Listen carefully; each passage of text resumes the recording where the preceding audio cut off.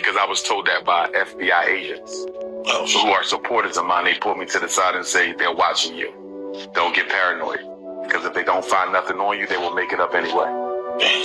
That's some real shit. I had an old lady, a senior, an elder. She came up to me. I spoke at a graduation in Philly, right? She like a sweet grandmother, right? Guess what she told me? She said, Dr. Umar, I'm an FBI agent. She said, you would never know what you look like, the sweetest old grandma, like she just made some sweet potato pie. And she said, you need to be careful because they will send the type of people they know you will trust. And I trust elders. So I got to be careful with the elders. Have they ever tried to send a white woman? Nice.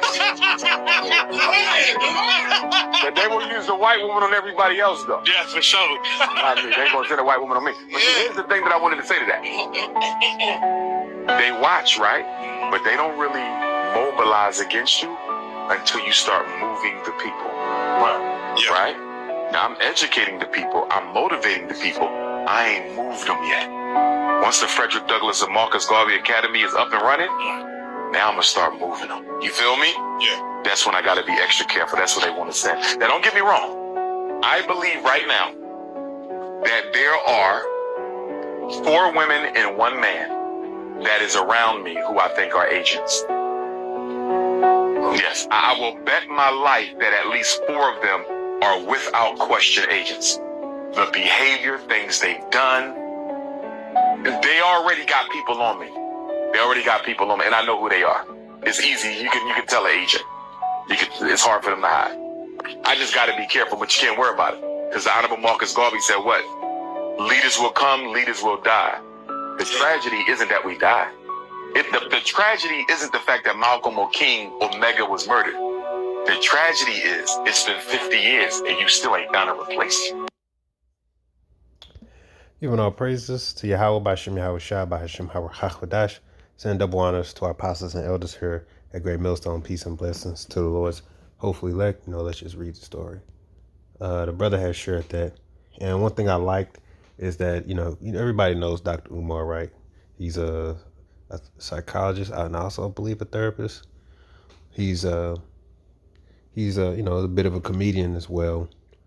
He is trying to make schools and things like that happen. He's big into calling himself African in that religion and in that belief system and all that, especially uplifting Eve, the so-called black woman, and talking down on Esau, Edom, the so-called white man, as well as the so-called white woman. So a lot of people tune into him for comedy because he is funny. He does say some funny things, but as you can see right there, he was being for real.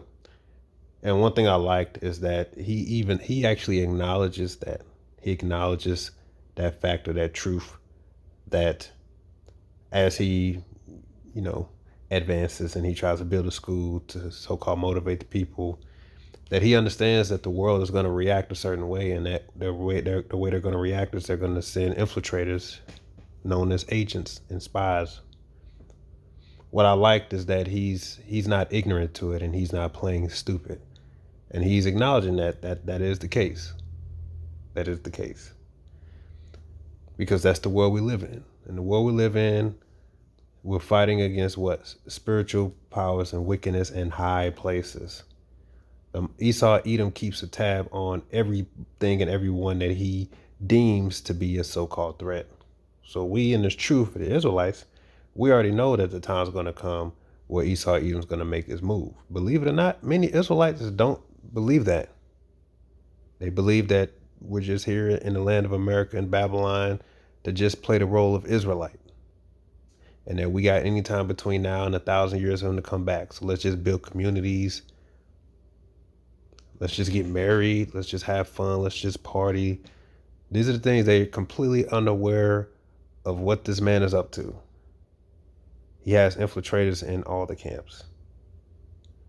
Why is that? Because it was a part of Yahweh Shah's walk, so it's a part of our walk. And let me tell you, it is very bitter for me to know that. When I first came into truth on just dealing with the bad apples that we have to deal with in Israel, I remember complaining about it, like to Elder Uriah from Chicago. I remember stuff was happening. I remember saying like, man, why we got to deal with this stuff, man? Why can't the Lord why can't we just deal with people who's sincere and not have to deal with these these bad apples, not have to deal with all this stuff. Because I'm thinking like you could say conventional, right? If that's the right word to use. I'm thinking like, want to just be more productive if the Lord just do away with all the bad apples and the insincere and the agents and just let us flourish. And he said, basically said, well, brother, Yahushua went through it, so we got to go through it. And that's all he had to say, because he's correct. Yahushua handpicked the one that was going to betray him. And how do you think that made him feel? Because, they had some good times there at the wine, they're just chilling and, probably breaking a joke every now and then. And Yahushua just get that realization, you cracking a joke with Judas or whatever, you're laughing, then you look at him, you say, you're going to betray me. That's why there were several times where he would say, what? Did I not pick one of you and one of you 12 and one of you was a devil? How do you think that made him feel? That was very bitter to know that. But Judas was with Yahushua all the way to the end, because that's how the Lord got it set up. Meaning we also are going to have agents and backstabbers and double agents in the camps.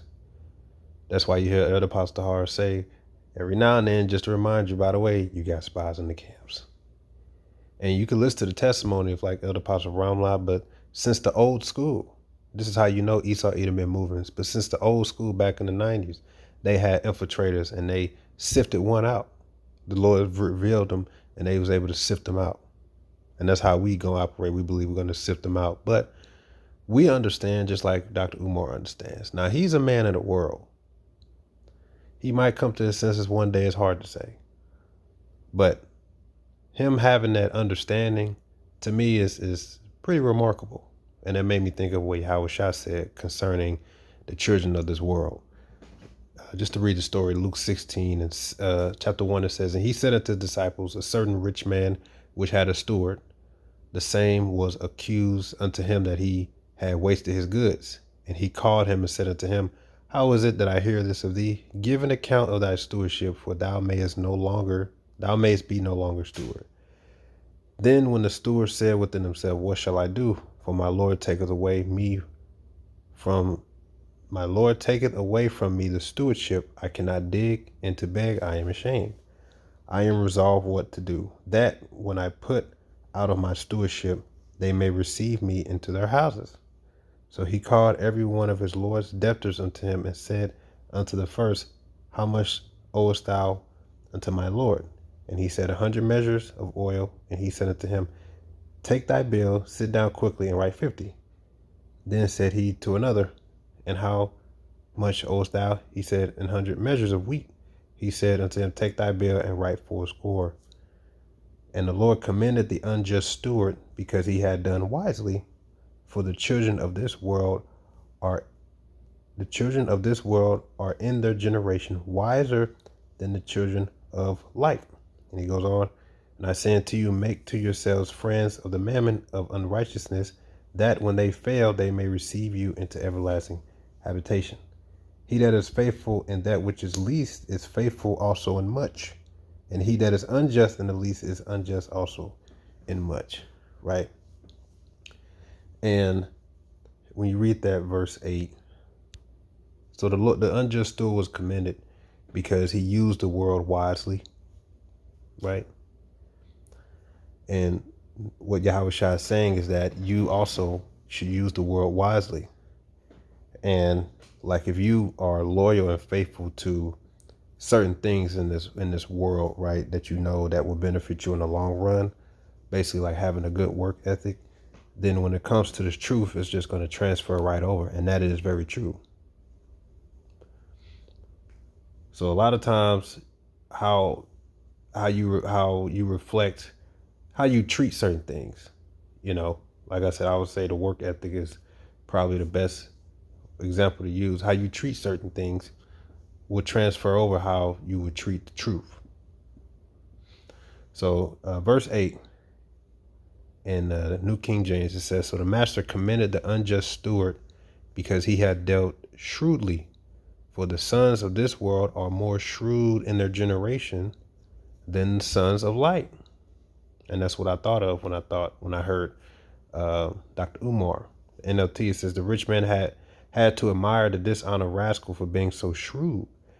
And it is true that the children of this world are more shrewd in dealing with the world around them than are the children of the light. And the word shrewd means having or showing sharp powers of judgment, to be astute. So having good judgment. You see? So though they're in the world, they understand certain things better than Israelites who are in the truth. Dr. Umar understands that he's surrounded by his advancement, that he as you can clearly see, he basically accept that he might even die for his endeavors.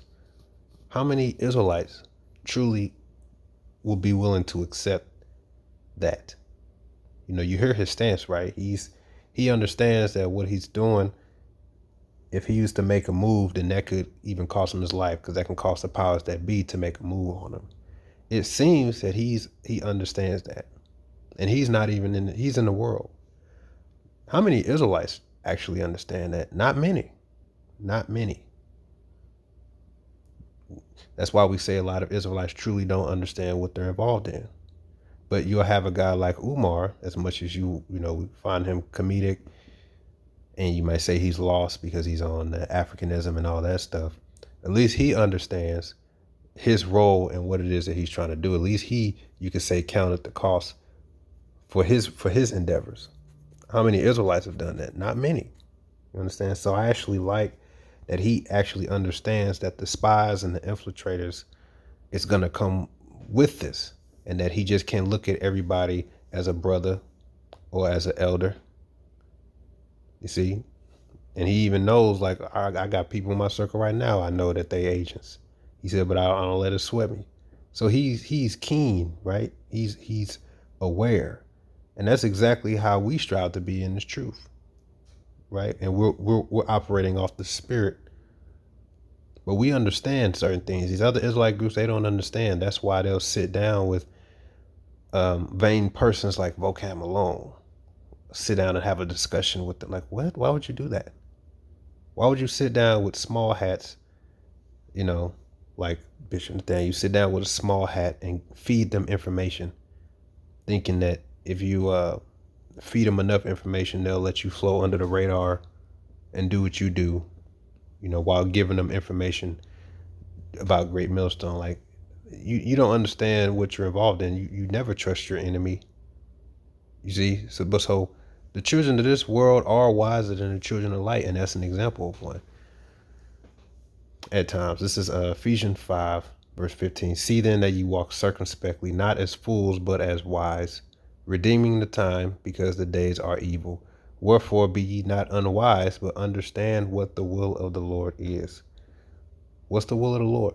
Was it not the will of the Lord to have Judas next to Yahushua as an example, that betrayal and betraying is a part of this ministry in the end? Is it not the will of the Lord that we would eventually reach the gates of the nobles, meaning the wicked elite, and prophesy their downfall, which will cause them to do what? Naturally what? Try to infiltrate and try to destroy and to slander us. Just like that FBI agent told Umar, gave him a warning. She said what? She said, even though you're not doing anything that we can use against you, if we can't find something, they will plant it. And we understand that Esau is going to do the same thing. And that's why we call out suspicious behavior in Israelite groups. And a lot of Israelites that come on the common board, they're just so lost. They don't understand. I don't see the big deal, bro. It's just guns. Y'all scared or something. They don't understand what they're involved in. They don't understand the enemy. We do, though. We understand what the will of the Lord is. So we're not being unwise. It says, and be not drunken with wine, where is excess, but be filled with the Spirit. So we are to be circumspect. We are to watch. We're redeeming the time. Somebody like Dr. Umar is actually a good example of one who can understand part of what it's like to count the cost, even in his own, though he's not even in the truth, you could say. But you never know. Somebody like him, he might turn around. He might have an awakening. You know, it's hard to say. Though he is funny oftentimes, but as you can see, when he wants to be serious, he'll be serious, and he'll drop you with a truth bomb. Who knows? He might come around. We'll see. We'll see. As you can see, he's more astute than most Israelites that call themselves Israelites that have no idea what they're involved in. And it seems like, you know, he's willing to die doing what he has to do. So he may end up having more courage than most Israelites. That might give him the courage to come to the truth. He might reject that chip. You never know. So just be circumspect, okay? Shalom.